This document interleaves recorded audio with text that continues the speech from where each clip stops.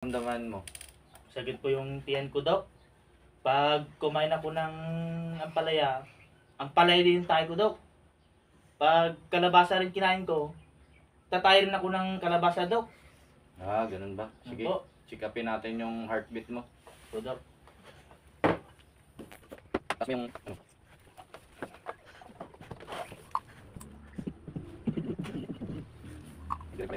Oh, yung chan pa. Yan mo, Dok.